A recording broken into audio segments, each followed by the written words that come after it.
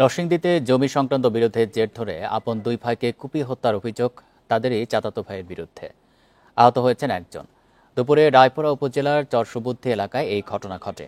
নিহতরা হলেন চরসুবুদ্ধি এলাকার ফোরা মিয়া এবং তার ছোট ভাই শাকিল মিয়া।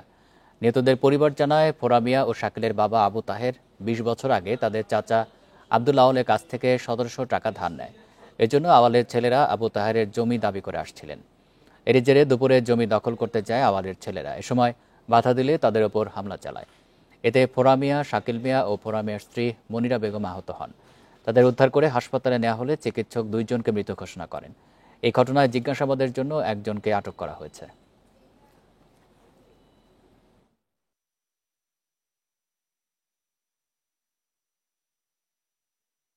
এ নিয়ে আরও জানাতে নরসিংদী থেকে যোগ দিচ্ছেন সহকর্মী মোহাম্মদ আসাদুজ্জামান। আসাদুজ্জামান, এই ঘটনার বিষয়ে বিস্তারিত জানাবেন। এখন পর্যন্ত মামলা হয়েছে কিনা, পুলিশের পক্ষ থেকে কি বলা হয়েছে?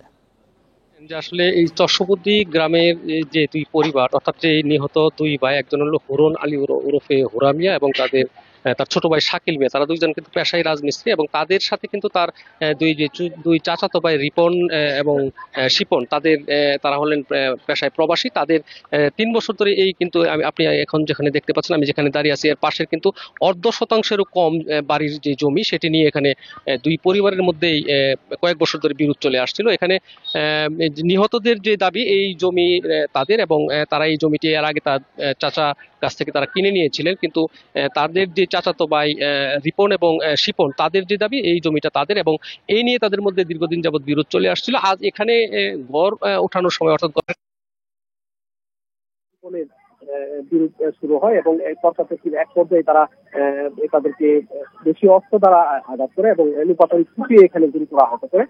পরে খবর পেয়ে স্থানীয়রা এখানকে তাদেরকে উদ্ধার করে গুরুতর আহত অবস্থায় নরসিংদী সদর হাসপাতালে নিয়ে যাওয়ার পথে তাদের মৃত্যু হয়।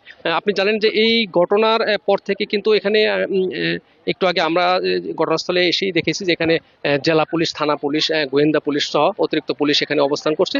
আমি এখানকার যে অতিরিক্ত পুলিশ সুপার সুজন চন্দ্র সরকার, তার সাথে কথা বলেছি। তিনি যেটি বলেছেন, এই ঘটনায় এরই মধ্যে 5টি ধারালো অস্ত্র এবং এই ঘটনায় জড়িত সন্দেহে 3 জনকে জিজ্ঞাসাবাদের জন্য আটক করা হয়েছে। তারা যেটি বলছেন যে এই ঘটনায় যারাই জড়িত তাদেরকে আটকের জন্য চেষ্টা চালাচ্ছে। আর পাশাপাশি এই নিহতদের পরিবারের পক্ষ থেকে, আপন যে দুই ভাই, তাদের যে পরিবারের পক্ষ থেকে যেভাবে লিখিত অভিযোগ দেওয়া হবে, সেই অভিযোগের ভিত্তিতে তারা আইনগত পদক্ষেপটি তারা নেবেন এবং এখন তারা ঘটনাস্থলে আছেন, বিভিন্ন বিষয় তদন্ত করছেন এবং আসামি যারা জড়িত আছেন তাদেরকে ধরার জন্য যে চেষ্টা, সেটি তারা চালিয়ে যাচ্ছেন। নরসিংদী থেকে জানাচ্ছিলেন মোহাম্মদ আসাদুজ্জামান।